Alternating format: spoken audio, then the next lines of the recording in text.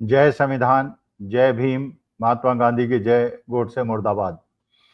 देखिए, बहुत दिनों से ये संभावना जताई जा रही थी कि इस बार की जो मोदी जी की सरकार है, जिसमें मोदी जी प्रधानमंत्री बने हैं, एनडीए के नेता के रूप में बने हैं। भारतीय जनता पार्टी के संसदीय दल ने उनको नेता नहीं चुना और ये बड़ी अद्वितीय घटना है। वरना होता क्या है कि जो लार्जेस्ट पार्टी होती है, पहला अपना कैंडिडेट चुनती है, अपना नेता चुनती है और उसके बाद वो गठबंधन में जाती है और गठबंधन के बाकी लोगों से समर्थन जुटाती है। लेकिन इस बार ऐसा नहीं हुआ, क्योंकि मोदी जी को और उनके समर्थकों को शायद ये शक था कि अगर 2024 के लोकसभा चुनाव के बाद सारे चुनाव आयोग के हथकंडों के बावजूद जब उनको मेजॉरिटी नहीं मिली और केवल 240 सीटें मिली और ये एक ऐसी सरकार बनी जिसमें चंद्रबाबू नायडू की आवश्यकता पड़ी, नीतीश कुमार की आवश्यकता पड़ी, एकनाथ शिंदे की आवश्यकता पड़ी, अजीत पवार की आवश्यकता पड़ी, चिराग पासवान की आवश्यकता पड़ी, नीतीश कुमार की आवश्यकता पड़ी, जीतन राम मांझी की आवश्यकता पड़ी। तो उन्होंने खतरे को भांपते हुए मोदी जी ने भारतीय जनता पार्टी संसदीय दल की बैठक नहीं बुलाई, खुद नेता नहीं चुने गए और एनडीए की मीटिंग बुला के उसमें वो नेता चुन गए। क्या अंडरस्टैंडिंग हुई उनकी चंद्रबाबू नायडू से या नीतीश कुमार से या बाकी लोगों से, वो तो एक अलग मुद्दा है, वो तो मुझे नहीं पता। लेकिन क्या सीडी और वीडियोस थी या क्या एक अंडरस्टैंडिंग थी, क्यों थी, वो तो चंद्रबाबू नायडू बता सकते हैं या नीतीश कुमार बता सकते हैं। लेकिन बहुत दिनों से ये कहा जा रहा था, सोचा जा रहा था, बड़े विश्लेषकों को मैं सुन रहा था और आदमी ये सोच रहा था कि ये जो इस बार का निष्कर्ष आया है, करीब करीब उसी प्रकार का निष्कर्ष था जैसे 1977 में हुआ था। उत्तर प्रदेश को अगर छोड़ दिया जाए, हरियाणा को छोड़ दिया जाए, तो उत्तर भारत के अंदर भारतीय जनता पार्टी पूरी तरह से, अच्छी तरह से जीती थी और साउथ के अंदर भारतीय जनता पार्टी थी। ऐसा ही 1977 में हुआ था, पूरे उत्तर भारत में जनता पार्टी जीती थी और साउथ के अंदर कांग्रेस जीती थी। और सरकार, क्योंकि नॉर्थ के अंदर ज्यादा सीटें होती हैं, इसलिए जनता पार्टी की सरकार बन गई थी। लेकिन कांग्रेस का प्रदर्शन साउथ में बहुत अच्छा था। इस बार इंडिया गठबंधन का साउथ में बहुत अच्छा था। केरला के अंदर भारतीय जनता पार्टी को केवल एक सीट मिली, वो भी वहां पे आरोप लग रहे हैं किस प्रकार से चुनाव आयोग ने गड़बड़ सड़बड़ किया। तमिलनाडु के अंदर इंडिया गठबंधन जीता। तेलंगाना में बहुत अच्छा परफॉर्मेंस कांग्रेस ने किया। आंध्र प्रदेश में टीडीपी ने बहुत अच्छा परफॉर्मेंस किया। तमिलनाडु के अंदर डीएमके और कांग्रेस ने बहुत अच्छा प्रदर्शन किया। महाराष्ट्र में महागठबंधन ने बहुत अच्छा, महाविकास अघाड़ी ने बहुत अच्छा प्रदर्शन किया।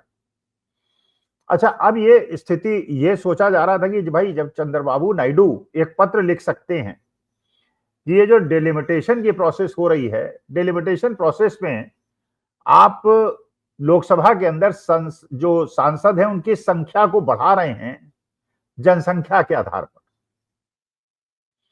और मानी बात है, जो अभी तक सांसदों की संख्या थी 543, वो इस आधार पे थी कि क्या जनसंख्या थी।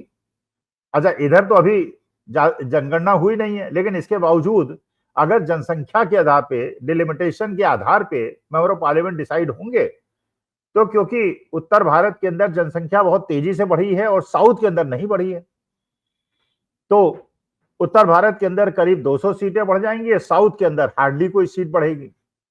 तो अभी भी यह स्थिति है कि जहां पे उत्तर भारत में जो जीतता है वही प्रधानमंत्री बनता है, साउथ की वॉइस खत्म हो जाती है।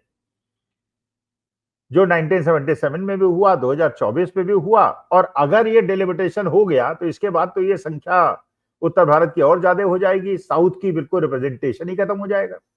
इसीलिए चंद्रबाबू नायडू ने इसमें रोष प्रकट किया। उन्होंने डिलिमिटेशन प्रोसेस से हम खुश नहीं। उसके बाद जब एसआईआर की प्रोसेस हुई और बिहार के अंदर आनन फानन में हुई और यह दिखाने का प्रयास हुआ इलेक्शन के 3 महीने पहले कि 1 महीने के अंदर एसआईआर हम कर देंगे, जहां मनाएगा नाम जोड़ेंगे, जहां मनाएगा काटेंगे, जिंदों को मरा कर देंगे, मरों को जिंदा कर देंगे, ऐसा हुआ। और अब ये वोट चोरी के आरोप लगे और ये सारी चीजें आज पब्लिक डोमेन में हैं। इसका भी विरोध चंद्रबाबू नायडू ने किया। अच्छा, चंद्रबाबू नायडू नीतीश कुमार और एकनाथ शिंदे और चिराग पासवान, ये ऐसे महत्वपूर्ण साथी हैं कि अगर ये एनडीए का साथ छोड़ें या एब्सटेन कर जाएं तो मामला बिगड़ सकता है। अच्छा, ये भी बिल्कुल पक्की बात है कि भारतीय जनता पार्टी के अंदर जो 240 सांसद हैं उसमें करीब 125 सांसद ऐसे हैं जो कांग्रेसी बैकग्राउंड के हैं। ये भी एब्सटेन कर सकते हैं और ये भी क्रॉस वोटिंग कर सकते हैं। अच्छा, वहां व्हिप तो जारी होता नहीं, तो उसमें अगर भारतीय जनता पार्टी ने जो ये सोचा था कि उपराष्ट्रपति के चुनाव में वो ऐसा दांव खेलेगी कि जिससे इंडिया गठबंधन फेल हो जाएगा, और बड़ी अच्छी रणनीति थी, बड़ी सोची समझी रणनीति थी। उनकी रणनीति ये थी कि जो वाइस प्रेसिडेंशियल कैंडिडेट बनाया जाए एनडीए का, वो तमिलनाडु से बनाया जाए। तमिलनाडु से उन्होंने सीपी रामाकृष्णन को अपना उम्मीदवार घोषित किया। अच्छा, जो ये हैं रामाकृष्णन साहब, ये तमिलनाडु के रहने वाले हैं, तो उन्होंने एक ऐसा कार्ड खेला भारतीय जनता पार्टी ने कि क्योंकि तमिलनाडु की ये हैं तो तमिलनाडु के बेटे होने की वजह से डीएमके अंडर प्रेशर होगी और इनका विरोध नहीं कर पाएगी।